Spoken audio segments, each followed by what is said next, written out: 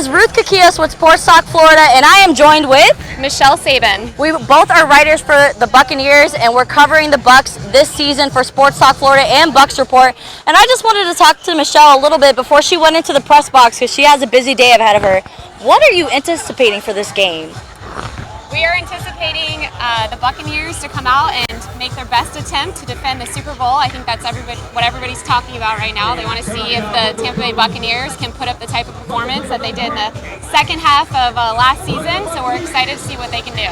When she talks about last season, she's talking about how we went 8 straight wins as we went into the playoffs and then won the Super Bowl because things were looking a little bit shaky before we went into that bye week because we had lost 5 games, and that was a little unexpected for the Tampa Bay Buccaneers. So what are you anticipating for Tom Brady for this specific game? Is he throwing for over 300 yards? Oh, I think he's definitely throwing for over 300 yards. He seems to be really settled in his pocket in the last preseason game against Houston. He obviously didn't get to play against the Titans because they were playing their reserves and their backups. But when we saw him in the Houston game, he came out right away. That first series, they went 3 and out, but then the next series, you saw him just get settled in, really comfortable with his receivers. He was targeting Godwin, he was targeting AB. You really got to see what Tom Brady can do on the field.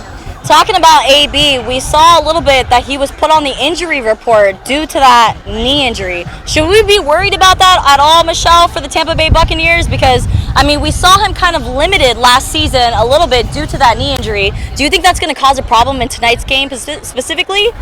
No, I don't think it will. I don't think it's going to be a problem for AB specifically. He's a tough player. He definitely has the energy and the focus that he needs to be out there and successful on the field. But at the end of the day, the Buccaneers, they are stacked when it comes to receivers. They have plenty of players on the field that Tom Brady can direct his passes to, so I'm not too concerned about it. That's what I like to say. The Tampa Bay Bucs have depth on depth. So let's talk a little bit about the other side of the ball.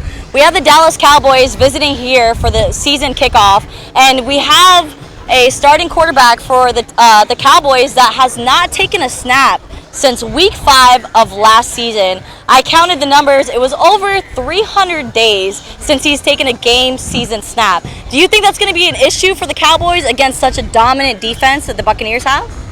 I think the answer is yes. Everybody knows what our defense can do. Oftentimes they're looked over by the presence that we have in our offense.